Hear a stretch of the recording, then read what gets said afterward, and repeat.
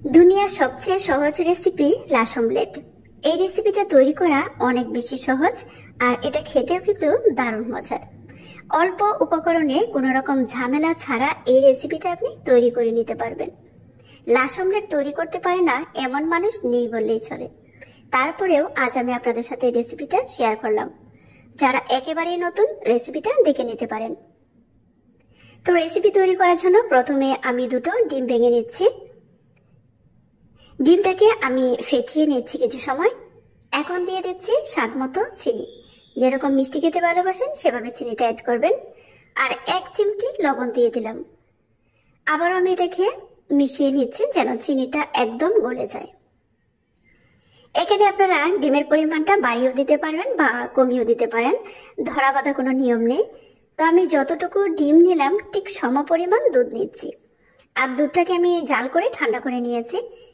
এদিকে একটি বাটিতে তেল ব্রাশ করে এখন আমি ডিমের মিশ্রণটা দিয়ে দিচ্ছি, সেই সাথে দুধ। এটাকে একটু ভালো করে মিশিয়ে তারপর আমি এটাকে জাল করে নেব। তবে দুধটাকে কিন্তু জাল করে ঘন করার কোনো প্রয়োজন নেই। এদিকে একটি পাত্রে পানি দিয়ে আমি দুধ আর ডিমের মিশ্রণের বাটিটা বসিয়ে দিচ্ছি। ঢাকনা দিয়ে ঢেকে এটাকে 8 থেকে 10 মিনিট জাল করে নিলে কিন্তু হয়ে যাবে।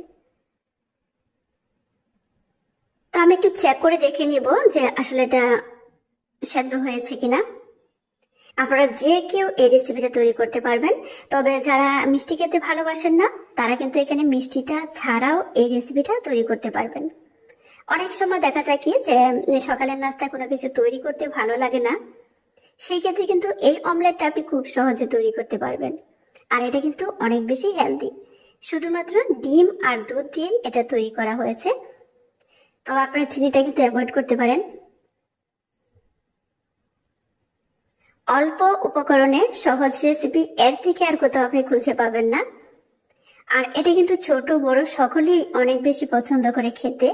আর দেখতে পাচ্ছেন কি পরিমাণ এটা সফট, তবে এটা কিন্তু ভেঙে যাবে না। সহজ রেসিপি ভালো লাগলে পেজ ফলো করে পাশে থেকে সাপোর্ট করবেন। তো এই সহজ রেসিপিটা কেমন লাগলো অবশ্যই কমেন্ট করে জানাবেন। এটা কিন্তু ভেঙেও যাচ্ছে না বা ফেটেও যাচ্ছে না, আমি যেভাবে কেটেছি ঠিক সেভাবেই কিন্তু রয়ে গেল।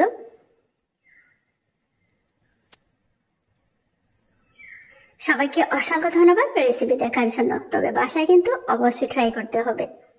তবে অনেকেই কিন্তু এটাকে পুডিং বলে ভুল করে, তবে এটা কিন্তু অমলেট। তবে ভিউয়ার্স, সবাই ভালো থাকবেন। পরবর্তী রেসিপি দেখার আমন্ত্রণ রইল। আজ বিদায় নেব। আল্লাহ হাফিজ।